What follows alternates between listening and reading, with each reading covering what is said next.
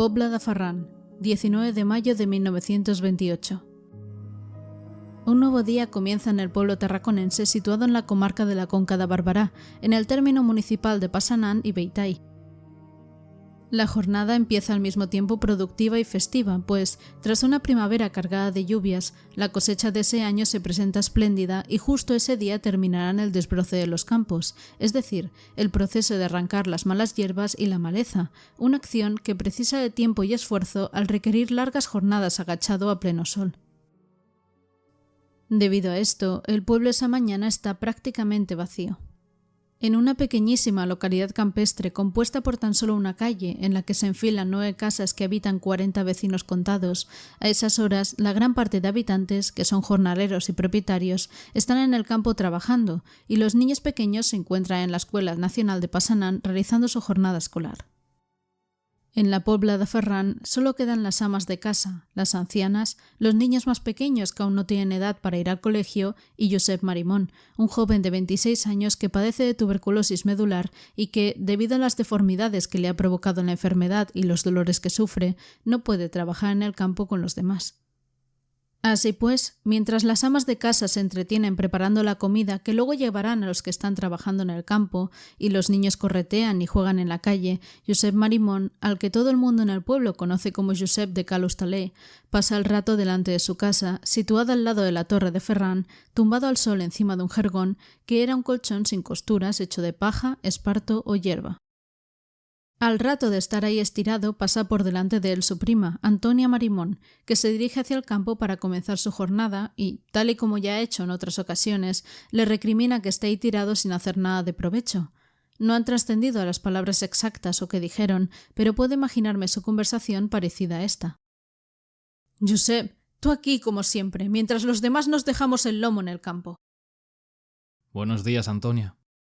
Sí, buenos días. Pero dime, chico, ¿no te es suficiente estar ahí todo el día sin hacer nada? Podrías ayudar en algo, aunque fuera un poco. Si pudiese, Antonia, si pudiese. Anda ya, todo el mundo puede hacer algo. No digo que cojas la azada, pero podrías, no sé, arreglar herramientas, llevar las cuentas, ayudar en casa. Ojalá fuera tan fácil, pero no te preocupes, que cuando yo me levante, aquí no se pondrá nadie más. Estas últimas palabras tan misteriosas, que parecen dichas con rencor, también se las dice más tarde, hacia el mediodía, a un vecino que se levanta de la siesta para volver al trabajo en el campo y se lo encuentra todavía tumbado. Esta conversación sí que se ha podido reconstruir más o menos a como fue la original. Mire, los unos se van y los otros se quieren poner. Pronuncia Josep cuando el vecino pasa por delante. Sí, cierto es. Sí, pero cuando yo me levante, aquí no se pondrá nadie más. Nadie da demasiada importancia a las palabras de Josep Marimón, porque están acostumbrados a que diga ese tipo de cosas. Así que todos continúan su jornada con normalidad, mientras que Josep, que se levanta del jergón como puede, tiene otros planes para ese día. Entra en su casa, coge su escopeta de caza y un hacha y sale de nuevo a la calle, esta vez armado. Allí se cruza con 3 de los niños que corretean y juegan por las calles. Son Carme Rabadà, de 3 años, Miquel Torres, de 3 años también, y Teresa Roca, de 4 años, hija de Antonia Marimón, la que antes le ha recriminado Josep Marimón que no trabajara. Se acerca a los niños y les propone que le acompañen al pajar que hay al final del pueblo para que vean cómo mata pichones con la escopeta, una afición de Marimón más que conocida en el pueblo. Los niños aceptan, con ese entusiasmo infantil que se emociona ante cualquier experiencia nueva, y les siguen hasta allí. Lamentablemente, las intenciones de Josep Marimón eran en realidad muy diferentes a las que había expresado, y al llegar al pajar, fríamente y sin ningún miramiento, asesina a los 3 niños propinándoles varios golpes con la culata de la escopeta y también algunos hachazos que destrozan por completo sus cabezas. Una vez muertos, cubre los cuerpos con paja para esconderlos y sale del pajar siguiendo calle arriba. Justo en ese momento llega al pueblo un esquilador. Con toda la frialdad y serenidad del mundo, como si no acabara de matar a 3 niños pequeños, durante 3 largos cuartos de hora, Marimón atiende al esquilador y está con él mientras realiza la faena. Después, una vez la ha despachado, se enfila calle arriba hasta llegar a la casa de Rosa Loy, de 45 años. Al llegar, la encuentra cosiendo en el rellano de la escalera y se acerca a ella para atacarla con el hacha. Tras el asalto, Rosa queda gravemente herida y una niña, Ramona Rabadá, de 4 años, hermana de la primera niña que ya ha sido asesinada junto a otros 2 niños, presencia la escena ya que estaba en la entrada de la casa y, aterrada y presa del pánico, intenta huir en dirección al pajar, pero es tan pequeña que Marimón la atrapa muy rápido y la mata también con el hacha. Seguidamente vuelve a subir la calle y se detiene en la casa de Francesca Canella, de 70 años, la cual está dando de comer a los animales. La pobre mujer, ajena a todo, ni siquiera puede reaccionar cuando Marimón la mata de un tiro en la cabeza. Deben ser alrededor de las 5:15 de la tarde, cuando Marimón sale de la casa y se cruza de nuevo con su prima Antonia, que ha regresado de realizar sus labores en el campo y está esperando a que vuelva su hija, Teresa, a la que ha llamado al llegar al pueblo para que dejara de jugar y volviera a casa. La niña le ha dicho que ya volvía, pero ha pasado un rato y, extrañada porque normalmente su hija siempre acude rápidamente cuando la llama, vuelve a hacerlo otra vez sin respuesta. Mientras tanto, ve pasar a Marimón con la escopeta al hombro y un hacha en la mano, y se pregunta para qué la necesitará ya que no trabaja. En ese momento, de alguna forma, Antonia siente que algo no va bien. La extrañez de ver a Josep con el hacha y el segundo llamado de su hija sin respuesta se lo indican. Se decide ir a buscarla y va hasta la casa de su prima, Marina Roca, para preguntarle si sabe dónde están los niños. Pero Marina tampoco sabe nada, y acto seguido aparece Marimón de visita y escucha la conversación. En base al contenido que ha trascendido, me imagino que la conversación fue por estos derroteros. Vaya escándalo tenéis montado. ¿A quién buscáis con tanta desesperación? A los niños, Josep. No aparecen por ninguna parte. He estado antes en el pajar y he visto un par de pichones. Los podría haber matado si no me hubieran molestado esos niños, así que los he dejado allí cuidando de los pichones. ¡Ay, Jesús! ¡Estos niños! A todo esto, Antonia, déjame la escopeta de tu marido. Déjame tranquila. Ahora mismo quiero ir a ver si los niños están bien. Luego ya veremos. Ambas mujeres salen corriendo de la casa en busca de los niños, mientras que Josep, haciendo caso omiso a la advertencia de su prima, se dirige a la casa de ésta para coger la escopeta. Una vez armado de nuevo, Marimón sale a la calle y ve, a lo lejos, 3 niños más que se acercan por el camino de entrada al pueblo. Son Ramón Canella, de 6 años, hijo de Rosa Loy, la señora que cosía en el rellano de la escalera antes de ser asesinada, Josep Rabadá, de 11 años, hijo de Antonia y hermano de las 2 niñas que ya han sido asesinadas, y Salvador Torres, de 5 años. Los 3 regresan de la escuela y se topan con Marimón, que también los invita a ver cómo caza pichones. Los niños acceden y al llegar al pajar son asesinados de igual forma que los niños anteriores, a hachazos y culatazos de escopeta, y después los cubre de paja de la misma forma. Pero hay algo diferente en este crimen. Poco antes de que llegaran los 3 niños, Josep Torres, de 8 años, hermano de uno de los niños que acaban de asesinar, ha llegado también de la escuela y se ha cruzado con Marina y Antonia, que le piden que las ayude a buscar a los pequeños. En esa tarea se encontraba el niño cuando el destino le lleva al pajar y descubre, con horror, el momento exacto en el que Marimón está ejecutando a Ramón Canella y Josep Rabadá. Atemorizado, Josep Torres huye todo lo rápido que sus piernecitas le permiten, pero Marimón lo descubre y le dispara un tiro en la espalda que mata al niño. En la otra punta del pueblo, Marina y Antonia escuchan el disparo. Acaban de hacer, sobre todo Antonia, el descubrimiento más doloroso de sus vidas. Los cadáveres semienterrados, destrozados y llenos de sangre de los 3 primeros niños, entre los cuales está Teresa, la hija de Antonia.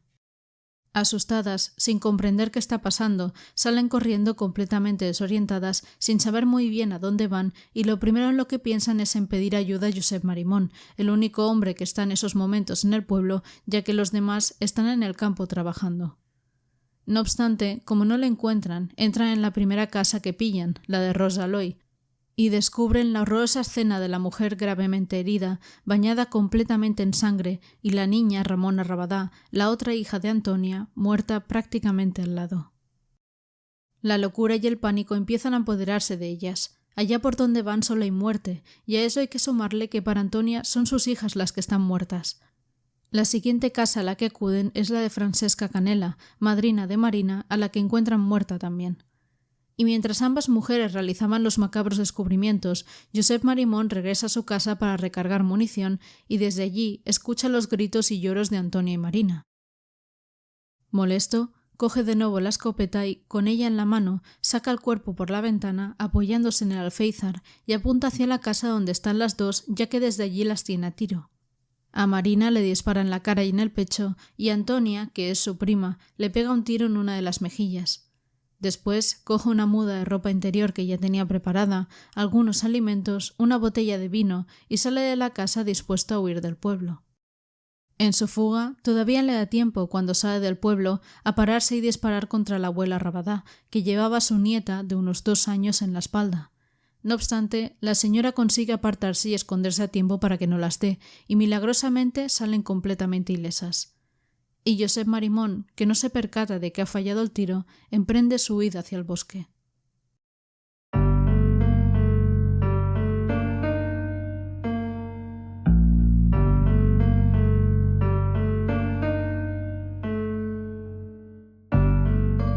Fisonomías criminales.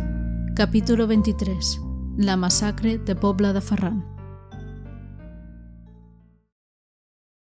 Bienvenidos y bienvenidas, como siempre, a este pequeño espacio donde abordamos crímenes presentes y pasados de nuestra historia. Hoy regresamos con un caso recomendado por vosotros, en concreto por Sergio, que tras el episodio 17 con la matanza de Villanueva del Arzobispo nos animó a investigar sobre este caso, así que vamos allá. Ya habéis escuchado los atroces sucesos que la Pobla de Ferran, este pequeño pueblo que forma parte de la provincia de Tarragona, tuvo que sufrir hace casi 100 años. Fue un día que sin duda marcó un antes y un después en la historia de este sitio, ya que en un lugar tan pequeño, habitado por tan solo 40 habitantes, donde todos se conocían y eran prácticamente familia porque casi todos estaban emparentados de alguna forma, esta masacre exterminó gran parte de la población y dejó a todas las familias devastadas. En cuestión de hora y media o 2 horas, lo que debía ser un día alegre y festivo se convirtió en el peor de todos, arruinando por completo el futuro del pueblo. Después de que Josep Marimón huyera, los gritos y llantos de las pocas personas que quedaban vivas en el pueblo y las que estaban heridas pero todavía vivas llamaron la atención del resto de habitantes que estaban en el campo trabajando. Habían escuchado todo el rato los disparos de escopeta, pero, acostumbrados y conocedores de la afición de Marimón de cazar pichones, no se habían alarmado porque era habitual escuchar los disparos. Sin embargo, los llantos agonizantes eran otra cosa, así que enseguida bajaron corriendo al pueblo para ver qué pasaba. El horror, la barbarie, la carnicería, las atrocidades que debieron contemplar al llegar. No puedo imaginarme el shock que tuvo que suponer para ellos. En cada esquina, en cada casa, allá por donde iban solo había muerte y sangre, la sangre derramada de sus seres queridos, porque eran sus mujeres y sus hijos. Y, sobre todo, yo creo que también el impacto inicial tuvo que venir por el desconocimiento, la incomprensión de qué había pasado de un momento a otro en un día tan tranquilo y cotidiano. Lo primero fue atender de inmediato a las víctimas que todavía estaban vivas. Destrozadas físicamente, marcadas de por vida por aquel suceso, pero que aún luchaban y se aferraban al último aliento de vida. Por un lado estaba Antonia Marimón, de 28 años, que ingresó por petición expresa del alcalde de Passanant en el Hospital Civil de Tarragona. Sus lesiones eran de suma gravedad. El disparo de Marimón le había deshecho materialmente la mejilla izquierda y había perdido varios dedos de la mano derecha, ya que en el momento del disparo se había cubierto instintivamente con ella la cabeza. Y creo que ese reflejo debió seguramente salvarle la vida, porque de haber impactado la bala directamente en el rostro hubiera sido mucho peor. Por otro lado, Marina Roca, de 20 años, que estaba junto a Antonia durante el ataque, había recibido un tiro en la cara y otro en el tórax.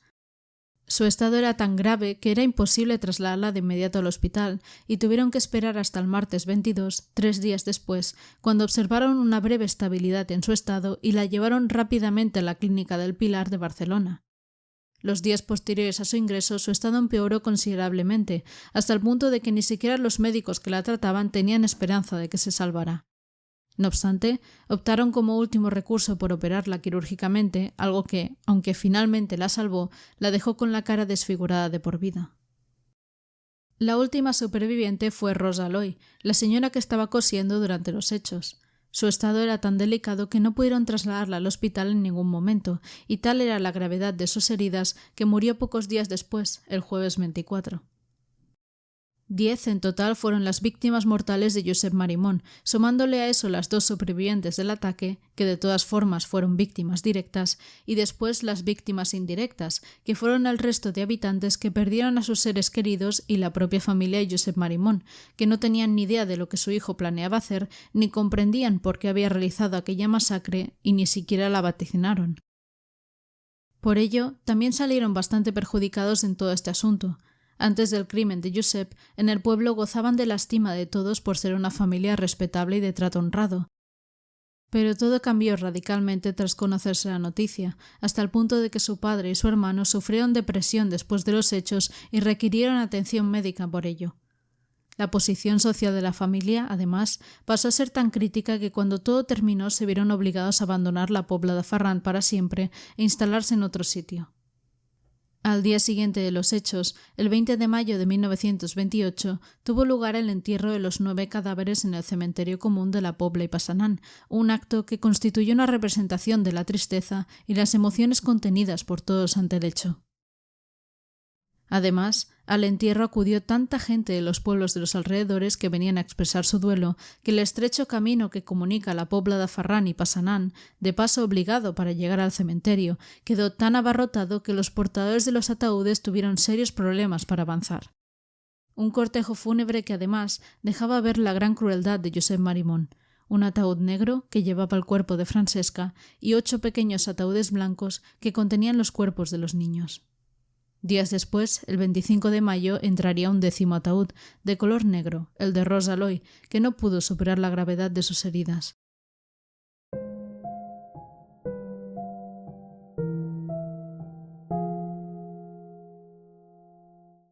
Una vez dieron el adiós adecuado a las víctimas, quedaba averiguar qué había pasado y dar caza al culpable, que había huido. En este caso, el testimonio de Antonia fue uno de los más valiosos, prácticamente el pilar sobre el que reconstruir todos los hechos, ya que pudo explicarlos de primera mano. Ella misma era una víctima más de Marimón, pero había sobrevivido y, además, pese a las secuelas físicas que le quedaron de por vida, su recuperación fue tremendamente rápida, así que muy pronto pudo dar su versión de los hechos a las autoridades. El segundo testimonio fue el de Marina Roca, aunque este tuvo que venir mucho más tarde por las complicaciones médicas que ya he explicado antes que tuvo y que por poco no la dejan salvar la vida. Y por último, la abuela Rabadá, que junto a su nieta se salvó a último momento de la escopeta de Marimón, también explicó todo lo que sabía la policía. Entretanto, la Pobla de Ferran se llenó en los siguientes días de todo tipo de personas que querían saber más sobre el crimen.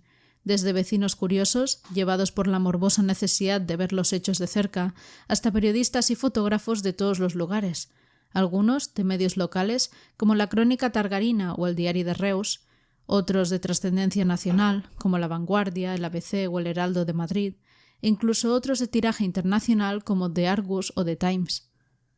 Eso hizo que el suceso alcanzara una difusión y unos niveles prácticamente inimaginables para un pueblo tan pequeño de la época, donde la tranquilidad, la cotidianidad e incluso el aburrimiento eran el pan de cada día. Pero retomando el curso de la investigación, y una vez tomados los testimonios de los supervivientes, lo que faltaba era capturar a Josep Marimón con vida para que pudiera explicar una masacre realmente inexplicable y para que pagara por sus crímenes. El alcalde de Passanant informó de los hechos a Montblanc, municipio jefe de jurisdicción, y en poco tiempo se dio la señal de alarma para que acudieran personas de los pueblos vecinos. En la Pobla de Ferran se congregaron vecinos de Solivella, Beitai, Forès, Blancafort, Rocallaura y Santa Coloma de Queralt, entre otras poblaciones, que formaron un grupo de búsqueda y captura de unas 300 personas. Este grupo realizó las tareas de búsqueda el primer día, pero a partir del segundo, la Guardia Civil envió la compañía entera de Montblanc, a la que se unieron incluso el juez instructor de la causa, el fiscal de la Audiencia de Tarragona y el capitán de la Guardia Civil de Reus, y así, el grupo que buscaba a Marimón alcanzó la cifra descomunal de 2000 personas. Me puedo imaginar cómo este hecho debió impresionar en la época, 2000 personas buscando activamente a una sola. Es impactante incluso a día de hoy. Pues aún con eso, tardaron casi 10 días en encontrarle, ya que el abrupto terreno de la zona y la gran altura de los campos podían ocultar muy bien a una persona, y eso jugó a favor de Marimón. De hecho, llegó un punto en el que el grupo de rastreo, tras días de búsqueda, empezó a desanimarse y a frustrarse porque no encontraban nada, y había quien empezó a teorizar que a esas alturas el fugitivo ya debía estar en Francia y que la persecución ahí era inútil. Pero el sábado 26 de mayo, una semana después de la masacre, llegó un rayo de esperanza. Un vecino de Ciutadilla dio el aviso, hacia el atardecer, de haber visto casi con toda seguridad a un hombre con características físicas muy similares a las del fugitivo, rondando por los campos de Ciutadilla y alrededores. El dispositivo de búsqueda puso rumbo hacia allí, y en este punto el hermano pequeño de Marimón, afligido como ya he explicado antes y sobre todo avergonzado por el crimen de su hermano, quiso ayudar en la búsqueda y aportó ese mismo sábado un perro, propiedad de su hermano, con la intención de que éste fuera capaz de seguir el rastro de su propietario y de esta manera darle captura. La aportación, aunque fue bienvenida y usada, no resultó útil para atraparle, pero ahí quedó el gesto. La madrugada del 27 de mayo de 1928, 8 días después de los asesinatos, el grupo de búsqueda divisó en un campo de trigo, a apenas 2 kilómetros de Passanant, a un hombre semioculto, tumbado entre las espigas, que estaba durmiendo. No había duda, era Josep Marimón, así que le rodearon lentamente. Aquí hay varias versiones sobre cómo se sucedió este encuentro, pero ahora os explicaré la que a mí me parece más factible. Al rodearle, el cabeza del grupo, Josep Civit, le dio el alto para mantenerlo bajo control y que no intentara escapar. Si te mueves, eres hombre muerto. Marimón entonces se despertó y, aún medio atontado por el sueño y sin comprender qué estaba pasando, dijo: ¿Qué hay? Y acto seguido, como tomando por fin conciencia de su situación, trató de coger su escopeta que tenía a un lado, pero no le dio tiempo. Al momento de moverse, Josep Civit no dudó en llevar a cabo su advertencia y le pegó un tiro en la cabeza que se le incrustó en el ojo izquierdo y le provocó la muerte instantánea. Este gesto, que después sería aprobado por las autoridades, le brindó a Josep Civit un homenaje por parte de la Junta de Clases del Somaten de la ciudad de Reus con motivo de los buenos servicios prestados en el caso Marimón. El caso es que el grupo le realizó en el acto un registro post-mortem donde le encontraron una botella de agua, un espejo de mano, una participación de 5 reales de Lotería de Navidad del año 1927, una hoja de navaja de afeitar y algunos cartuchos de escopeta. Cerca de él estaba su escopeta, varias municiones de pistola y un pañuelo. Además, en los bolsillos de los pantalones y de la americana tenía almendras, lo que hace pensar que durante esos 8 días se había ido alimentando de los frutos secos que encontraba en los campos y el agua de los pozos cercanos. Y, algo más perturbador, se dieron cuenta que desde donde estaba podía verse perfectamente el cementerio, así que era muy probable que Marimón hubiera estado observando cómo enterraban a sus víctimas. Lo último que comprobaron en este registro es que la escopeta tenía atados unos cordones por la parte del gatillo, un hecho que también hizo pensar que Marimón estaba dispuesto a suicidarse en caso de que las cosas se complicaran demasiado. El siguiente paso fue avisar al juez instructor del sumario, que se presentó en el sitio donde fue abatido Marimón y ordenó el traslado de su cadáver al cementerio de Passanant. Allí se realizó su identificación, un proceso doloroso ya que tuvo que acudir el padre de Marimón a reconocer y confirmar el cadáver de su hijo, después se le hizo la autopsia y posteriormente el juez autorizó su entierro en una zona desacralizada del cementerio. No obstante, la ira y el dolor de la gente eran tan grandes que, durante la rueda de reconocimiento del cadáver, muchos intentaron linchar el cuerpo y tuvo que intervenir el grupo de la Guardia Civil presente. Incluso lo intentó el hermano de Marimón, que al tener el cadáver delante empezó a propinarle golpes y tuvo que ser separado a la fuerza. En esos días, la prensa se hizo eco de una canción popular que surgió durante los días en los que aún no habían encontrado al criminal, motivada por el miedo de las gentes a que Josep Marimón volviera a atacar, y que cantaban sobre todo a los niños para que no salieran de casa. Esta copla, llamada Letra del horrendo crimen de la Pobla de Ferran, se tenía que acompañar con la música del tango de Carlos Gardel, La Cieguita, que lamentablemente por motivos de copyright no puedo añadirla aquí, pero la letra decía así: Es un pueblo muy pequeñito, la Pobla de Ferran. 9 casas muy escasas tan solo hay. Permanecen todas en gran dolor después de quitar a su único amor.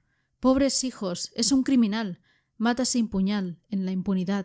Mata sin piedad ni consciencia. Madres que tenéis hijos y sabéis esta historia, no debéis de olvidar y siempre guardar en memoria. Este caso fue, y con vuestra voz dolorosa, elevad al cielo una oración con toda el alma fervorosa.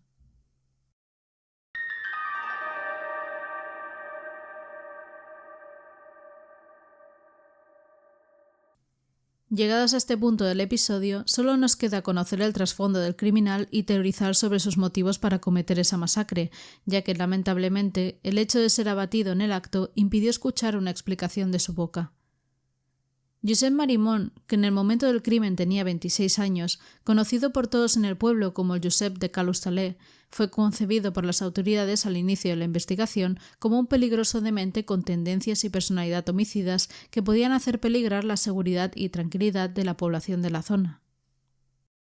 No obstante, el médico titular de Passanant, el señor Laporta, cuando fue interrogado sobre esto durante los días en los que aún buscaban a Marimón, dijo: Nadie del pueblo, y menos que nadie, yo, podía suponer que Marimón estuviese loco.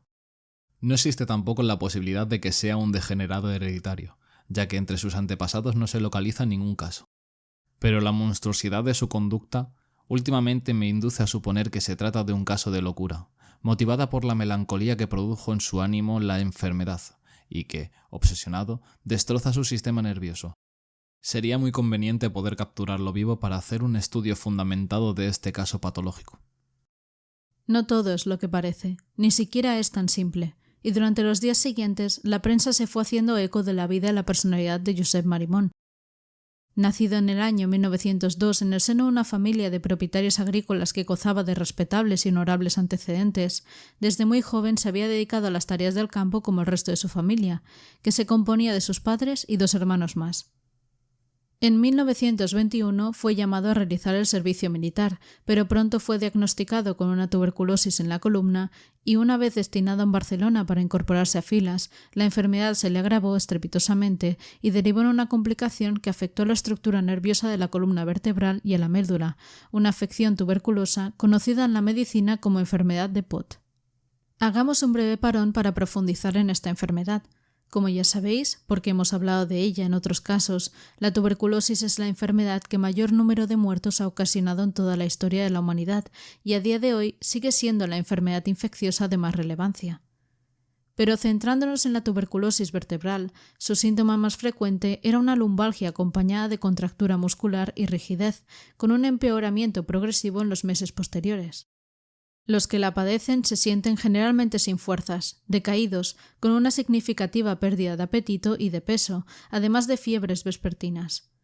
La complicación más temida de esta enfermedad era la compresión medular con una consiguiente paraplegia, que era precisamente la conocida enfermedad de Pott. El tratamiento de la época consistía esencialmente en la toma de medicamentos, repartidos en 3 fases.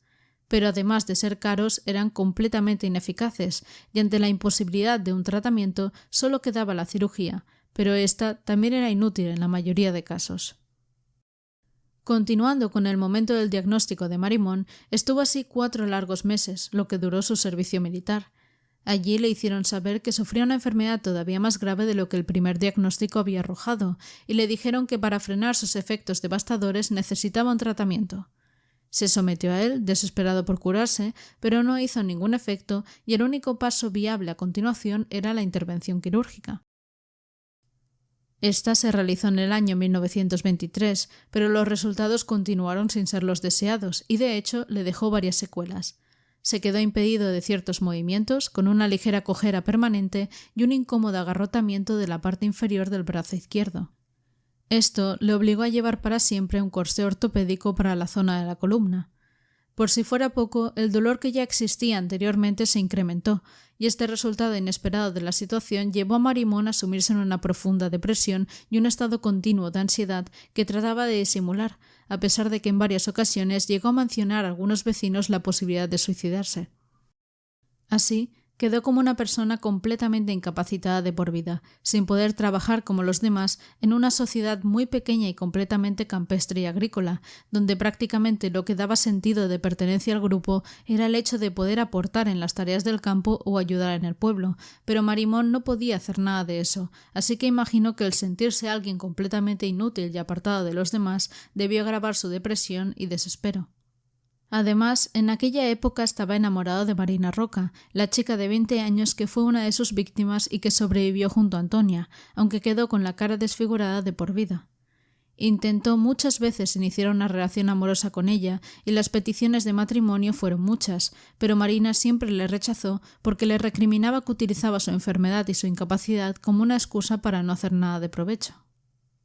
Y de hecho no era la única que se lo recriminaba. Ya hemos visto durante la explicación de los hechos que Antonia también se lo decía con frecuencia, y al parecer otros vecinos también lo hacían cuando pasaban delante de su casa y le veían tumbado encima del jergón, al sol, un gesto que en realidad a Marimón le había recomendado su médico, ya que era la única forma de aliviar brevemente esos dolores insoportables.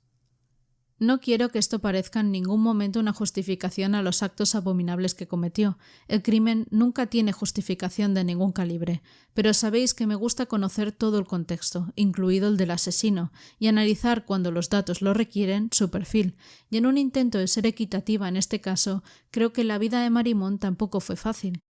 La enfermedad arruinó todo el futuro que un joven en sus 20 años podía tener, dejándole sin el principal medio de vida y subsistencia, que es el trabajo, y aislándole de la sociedad, y bien sabemos que el ser humano es, por naturaleza, un ser social, que, aunque en mayor o menor medida, necesita relacionarse. Y el hecho de que todo el mundo le recriminara su condición sin tratar de entenderle, que le negaran el amor y encima que en varias ocasiones los niños del pueblo, con esa crueldad infantil que inocente en realidad no es consciente del daño que hace, se burlaran de él por su chepa y su cojera, pues creo que no ayudó demasiado, sino que solo hizo que meter más leña al fuego. Y repito, no es cuestión de encontrar más culpables que Marimón, porque solo él fue el responsable de esta masacre.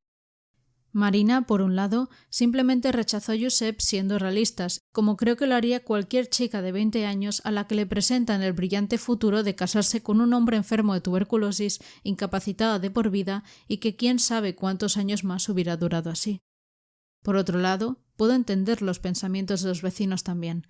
Era una población de 1928, donde las enfermedades y su alcance no estaban realmente muy contempladas, y la ignorancia y el desconocimiento hacían que nadie pudiera entender realmente sus dolencias.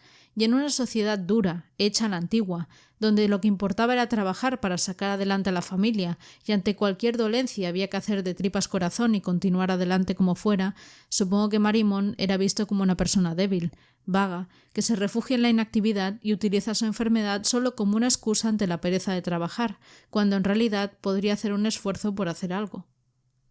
Pero bueno, como ya sabéis, esta es solo mi opinión. Y con esto llegamos a las hipótesis que se realizaron sobre los motivos que llevaron a Marimón a realizar el asesinato múltiple de 8 niños y 2 mujeres en su pueblo. Se barajaron fundamentalmente 3 motivos con algo en común en todos: los vínculos humanos. La primera hipótesis es la que ya he ido apuntando antes porque la considero la más firme de todas: el rencor y la venganza. El hecho de estar incapacitado por la enfermedad, dejándolo como una persona no válida para el trabajo y aislándolo así del privilegio o la responsabilidad de pertenecer al grupo productivo que hacía posible el bienestar y el progreso del resto de la población, hicieron que Marimón cayera en una profunda depresión. Así, las ganas de no hacer nada, de seguir luchando, se fueron apoderando de él hasta el punto de hundirle del todo, y esto fue visto por el resto de la población como un acto de vaguez que no se podía permitir en una sociedad donde todos se partían el lomo a diario para salir adelante juntos. Los comentarios de la gente, las burlas de los niños, que además lo llamaban el tonto del pueblo, e incluso el desamor al ser rechazado por la amada, le convirtieron poco a poco en una persona rencorosa y llena de odio hacia todos. Así que, visto lo visto, puedo suponer que un día se cansaría de todo y, aplicando quizá el dicho de quien ríe el último ríe mejor, decidió matar a todo el pueblo en un acto de sanguinaria venganza que tuvo como principales víctimas a los propios niños. La segunda hipótesis es que hubo premeditación en los actos de Marimón y que no fue un acto de locura repentina sin más. Más bien, fue un plan que había ido gestando poco a poco, porque hay 3 evidencias de esta premeditación. La primera, el hecho de que antes del crimen dejara ya preparada en su casa la muda de ropa limpia, los alimentos y la botella de vino que recogió justo antes de huir. La segunda, que los crímenes comenzaron a las 3:30 de la tarde y Marimón huyó hacia las 6. Por un lado, porque sabía que en ese periodo de tiempo todos los hombres del pueblo, los que podían ofrecer más resistencia y frustrar sus planes, estarían trabajando en el campo, y por otro, porque era consciente de la llegada del esquilador, que le quitaría 3/4 de hora de su tiempo y por ello comenzó muy pronto, apenas pasado el mediodía. Y la tercera evidencia fue el escondite que tenía preparado junto al campo de trigo donde le encontraron después, una carbonera situada a menos de 2 kilómetros de su casa, en los márgenes de unos terrenos pertenecientes a su familia, y donde en la cavidad de entrada Marimón había levantado una aspillera, es decir, una abertura vertical, estrecha y profunda, con una función defensora que permite al que se esconde tras ella poder disparar a los atacantes mientras se protege. Y la última hipótesis, que es un poco más complicada de creer, pero que para la época tampoco es tan surrealista y desde luego no es descartable, es que parece que en los meses posteriores a su fallida intervención quirúrgica, Marimón acudió a un curandero. Recordemos aquí el capítulo 5 del podcast, con el caso del hombre del saco, donde un tuberculoso también acudió a un curandero para sanar su enfermedad y el remedio que éste le dio fue que bebiera la sangre de un niño pequeño y se untara sus mantecas en el pecho. En el caso de Marimón, el curandero le dijo que el único medio para curarse era que matara a la persona que le había echado el mal de ojo o una maldición. Giuseppe entonces preguntó quién era esa persona, pero como el curandero le dijo que no lo sabía y que podía ser cualquiera, Marimón, desesperado por su enfermedad, se aferró a esa posibilidad y asesinó a todo el que se le puso por delante con la esperanza de que entre los muertos estuviera la persona que le había maldecido. Sinceramente, quiero creer que en algunos casos estos curanderos salvaron vidas de una forma legítima, dedicándose a los tratamientos de plantas y cosas menos mortíferas, porque visto lo visto, lo que es la cura para la tuberculosis no la llevaban muy bien. Sea como sea, este suceso tan trágico pasó a los anales de la historia criminológica de nuestro país y ha sido explicado y recordado durante un siglo por todos los habitantes de la zona, ya que la Pobla de Ferran quedó marcada por este crimen y durante la segunda mitad del siglo XX las pocas personas que la habitaban fueron marchándose progresivamente, hasta que quedó convertida en un paraje solitario, una calle compuesta por unas cuantas casas completamente vacías, donde ya nada se escucha, solo el viento pasar. Según los datos recopilados por el historiador Jordi Creus en 2011, Josep Marimón se encuentra dentro de la historia delictiva mundial en el puesto número 42 respecto al número de víctimas dejadas por un asesinato múltiple.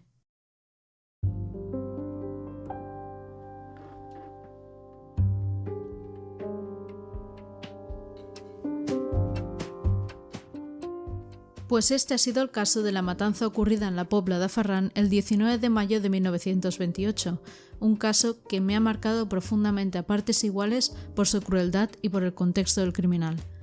Es cierto el dicho de que nunca llegamos a conocer a alguien plenamente, ni tan siquiera a nuestros seres más cercanos y queridos, y prueba de ello fue la propia familia de Marimón. Todo lo que Josep Marimón llevaba por dentro, su angustia, sus temores, su depresión, los expresó y materializó de la peor manera que podía elegir, mediante lo prohibido, la barbarie, el asesinato, el crimen más imperdonable de todos. Aterra ver cómo nuestros actos pueden ser los culpables de cambiar para siempre el destino de todo un pueblo y de sus gentes, familias enteras destrozadas que han perdido a todos sus hijos y que son obligados a abandonar el que siempre ha sido su hogar. Y, sin necesidad de ir tan lejos, eso también aplica irremediablemente a nuestra cotidianidad. Actos tontos de nuestro día a día también pueden, sin que nos demos cuenta, afectar o repercutir en las vidas de los demás. Tal es el poder de los vínculos sociales. Sin más que añadir, nos vemos en el siguiente episodio para analizar y desentrañar los misterios de un caso más actual que se acerque un poco más a nuestra realidad de ahora, a pesar de que ciertos sentimientos y actitudes no cambian por mucho que pasen los siglos. Muchas gracias por escucharme.